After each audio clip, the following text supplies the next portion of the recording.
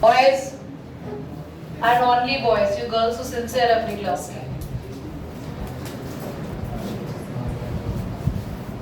Ionisation enthalpy का मतलब होता है किसी भी एटम के लास्ट के इलेक्ट्रॉन को रिमूव करना. Last electron means valence electron. Valence electron को रिमूव कराने के लिए कुछ फैक्टर्स मैंने पढ़ा है. फर्स्ट है साइज ऑफ द एटम. बच्चों अगर किसी भी एटम का साइज बहुत बड़ा होगा, बहुत बड़ा एटम है, तो उसका लास्ट शेल काफी दूर है न्यूक्लियस से, तो इतनी न्यूक्लियस की पावर या एनर्जी वहां तक नहीं पहुंच रही है. यश एंड आर्यन दोनों की दोनों नोटबुक में देख रहे हो. Once I am going to make it clear to everybody. उसके बाद तुम्हारी मुंडियां उठेंगी और तुम कहोगे हमें समझ नहीं आया. क्या पढ़ रहे हो दोनों? हाँ जी, आप नोट कर रहे हैं. और ये भाई साहब यहाँ क्या चल रहा है? क्या चल रहा है यहाँ? Am I doing any satsang in the class that you may or may not be here according to your choice? The distance from the nucleus to the valence shell increases for the larger size atom, and if the atom is quite smaller, the distance is quite shorter.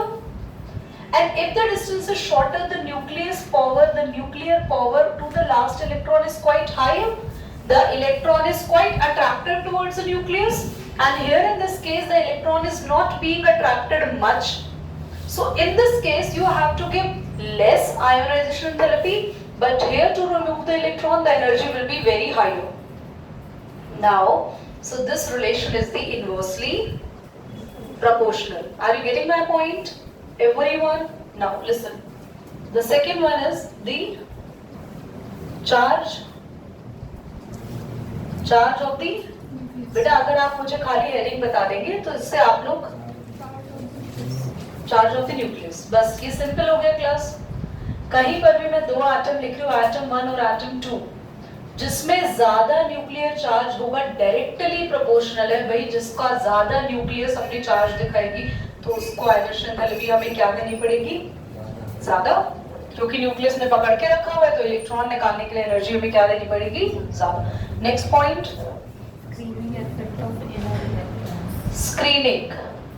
Screening effect. ये effect ना इतना ज्यादा अभी तो पढ़ने में नहीं आएगा. हाँ, हायर क्लास के अंदर और कुछ कॉन्सेप्चुअल क्वेश्चंस में देखने को मिलेगा बच्चों, जिनमें ऐसा समझ लो ये बड़ा साइज वाला जो कॉन्सेप्ट मैंने पढ़ाया था ना, और ये वो सेम ही है.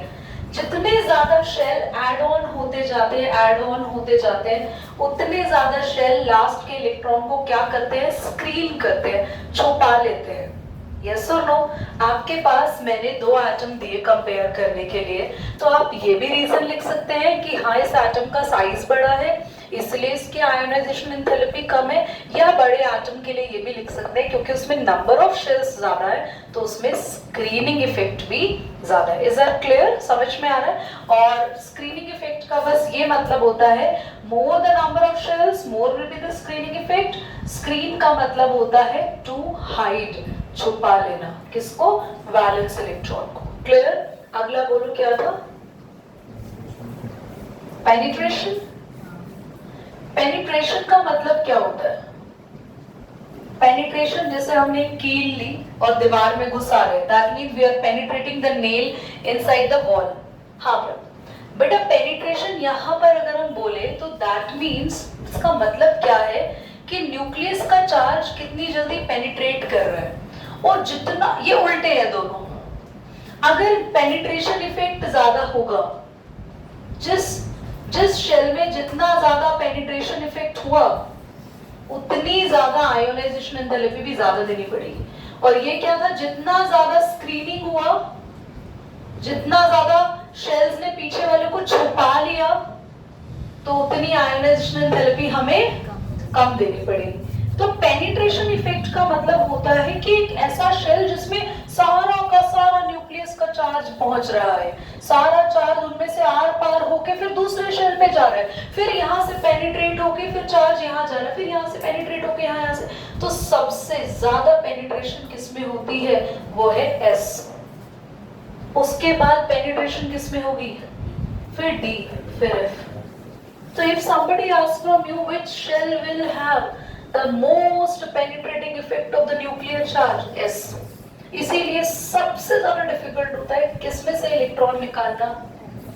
दो एटम है, एक में से हम S में से इलेक्ट्रॉन निकाल रहे हैं और एक में से P में से, मान लो तो S और P में से निकाल रहे हैं, तो वही पे आंसर लिख देना। It is very difficult to eject the electron from the S, तो इस एटम को हमें ज्यादा एनर्जी देनी पड़ेगी और जिसमें से P में से निकालना हो सकता है उसको हमें एनर्जी हो सकता है कि कम ही देनी पड़ेगी। रीजन क्या है? Penetrating effect. Is that clear?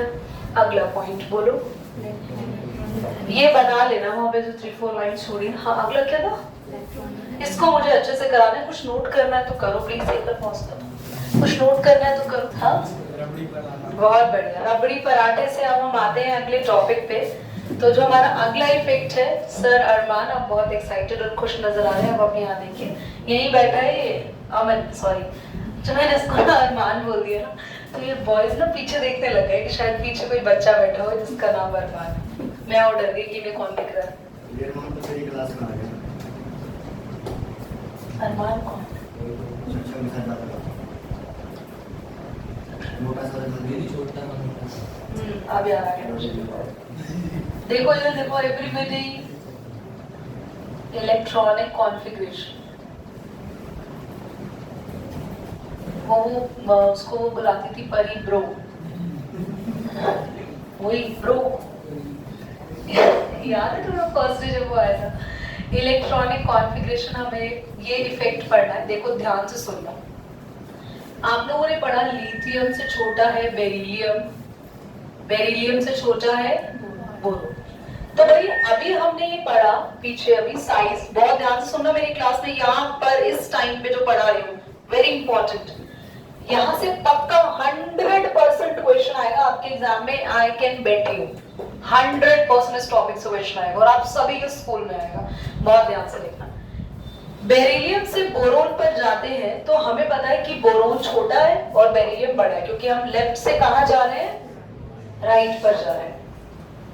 तो यार अभी तो पढ़ा हमने छोटे वाले की आयनाइजेशन एंथैल्पी ज्यादा होनी चाहिए, छोटा साइज है, शेल न्यूक्लियस के पास है एनर्जी, पर यहाँ तो फंडा ही उल्टा है। ऑल्दो अभी लिखवा दी ना लाइन मैंने तुम्हें, ऑल्दो ठीक है। आयोनाइजेशन एंथैल्पी यार बेरिलियम की ज्यादा आ रही है कंपैरिजन टू बोरोन। जब भी कभी ऐसे उल्टा फंडा आ जाए केमिस्ट्री में कि होना ये चाहिए था हो ये रहा है, तो स्पेशली आयोनाइजेशन एंथैल्पी के केस में तो फटाफट भागना इलेक्ट्रॉनिक कॉन्फ़िगरेशन पे। बेरिलियम की इलेक्ट्रॉनिक कॉन्फ़िगरेशन है 1:2,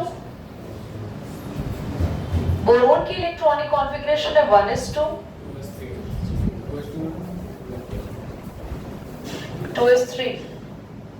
या तो मैं बेहोश हो जाऊंगी, बाकी तो बेहोश है ही क्लास में। 1:2, 2:2, 1:2, 2:1। देखो दो इफेक्ट यहाँ लग रहे हैं। पहला इफेक्ट, जैसे ही एक इलेक्ट्रॉन निकल जाएगा तो ये दोनों में पूरे इलेक्ट्रॉन भरे हुए हो जाएंगे, ये हो जाएगा fully filled stable electronic configuration. तो ये तो जल्दी इलेक्ट्रॉन देगा, बोरोन कहेगा साइड वाइज छोड़ो यार, लेके जाओ मेरे इलेक्ट्रॉन। और बेरिलियम क्या कह रहा है? बेरिलियम कह रहा है प्लीज यार मेरे दोनों के दोनों सबशेल्स क्या है? पूरे के पूरे भरे हुए। कैसी इलेक्ट्रॉनिक कॉन्फ़िगरेशन है? Stable electronic. अब तुम्हारे दिमाग में जो डाउट आ रहा है ऋतिक में क्लियर कर रही हूं, रुक जाओ। ऋतिक के मन में आ रहा है कि फिर वो उस इफेक्ट को क्यों ही पढ़ा हमने शॉर्ट और हाई वाला, जब ये होना है तो मेरी बात को ध्यान से सुनना। वो इफेक्ट तब आता है जब दोनों ही एटम इलेक्ट्रॉन देने के लिए रेडी हो। पर ये केस कैसा आ गया, इसमें ये चाहता ही नहीं है इलेक्ट्रॉन देना, तो चाहे एनर्जी हाई दे दो चाहे एनर्जी, वो इलेक्ट्रॉन नहीं देगा। क्यों? क्योंकि ये क्या है? बहुत ही ज्यादा स्टेबल। और केमिस्ट्री में सारे के सारे एटम्स जब इलेक्ट्रॉन तभी देते हैं जब उनको अपने शेल्स को कंप्लीट करना। और यहाँ पे क्या है? Not stable electronic configuration, hence it release, hence its valence electron eject easily with low बेटा यहाँ से इसकी आगे लाइन अपने आप लिख लो कि hence its valence electron eject not easily with high ionization therapy लिख लोगे। अच्छा एक बात और, ये लाइन लिख लेना। अब तुम कहोगे दीदी आपने तो मुझे हम इन दोनों का समझा दिया, इतनी बड़ी पीरियोडिक टेबल है, अब हम ऐसे याद रखते रहेंगे इसका स्टेबल, इसका अनस्टेबल, इसका स्टेबल, इसका unstable. I am giving you a trick, ध्यान सुनेंगे। अगर हम बात कर रहे हैं यहाँ जा रहे हैं लेफ्ट टू राइट में, तो स्पेशल फोकस करना है एक ग्रुप 2 पे और ग्रुप 13 पे। इन दोनों में हर एलिमेंट में ये कोइंसिडेंस पूछ सकता है, ध्यान से देख लो। बेरिलियम बोरोन में पूछ सकता है, मैग्नीशियम एल्यूमिनियम में पूछ सकता है, कैल्शियम खुद से बोल दो गैलियम, ऐसे पूछ सकता है। ठीक है, अब दूसरा आते हैं, 2 और ग्रुप और हैं जिनमें ये क्या आ सकता है, ट्विस्ट आ सकता है। तो ये ट्विस्ट समझ आया आप लोगों को? पहले इतना नोट करो फिर मैं आगे करूँ, पॉज करना।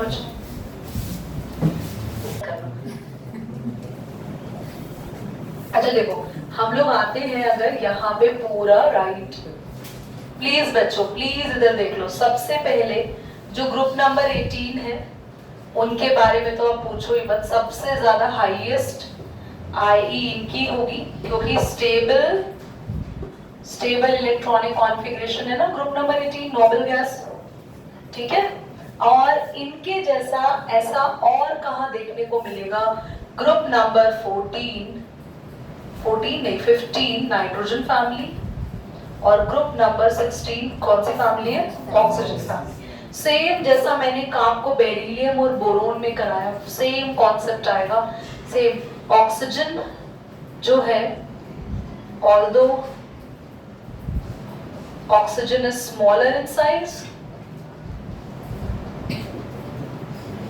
बट आई, देखो ये छोटा है साइज में तो आई इसका ज्यादा होना चाहिए, but I of nitrogen is more than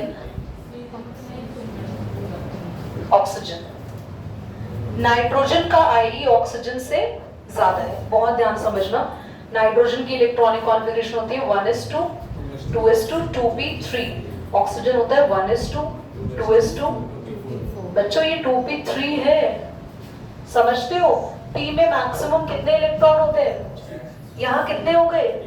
3 का मतलब है हाफ फिल्ड स्टेबल इलेक्ट्रॉनिक। तो सबके साथ होगा, नाइट्रोजन की जितनी फैमिली है ना सबके पीछे p3 आएगा, तो सब हाफ फिल्ड है। पर ये क्या है? हाफ फिल्ड नहीं है। तो ऑक्सीजन क्या कहते हैं? ऑक्सीजन कहते हैं मैं फटाफट से एक इलेक्ट्रॉन रिलीज कर दूंगा और उसके बाद में क्या हो जाऊंगा? हाफ फिल्ड हो जाऊंगा। तो ऑक्सीजन छोटे साइज का होने के बावजूद भी इलेक्ट्रॉन जल्दी रिलीज क्यों करता है? To achieve stable half filled electronic configuration. ये लाइन अपने आप लिखना। और जो पीछे आपने नोट किया, पीछे मैंने आपको लेफ्ट साइड पे कुछ लिखने को बोला था, खुद से लिख लिया? ठीक है, यहाँ पे अपने आप लिखना ऑक्सीजन रिलीजेस इलेक्ट्रॉन, ये हाफ फिल्ड हो जाएगा तो ये स्टेबल। देखो सुनो मेरी बात, हर एटम का मतलब होता है कि वो स्टेबल हो। स्टेबल को तभी होगा जब इलेक्ट्रॉन पूरे भरे होते हैं या आधे भरे होते हैं। हाफ फिल्ड का मतलब होता है कि अब ना तो उसके पास इलेक्ट्रॉन देने की जरूरत है उसको, ना किसी से लेने की जरूरत है, वो स्टेबल कंडीशन में आ जाता है। तो लास्ट में वो लाइन लिखना।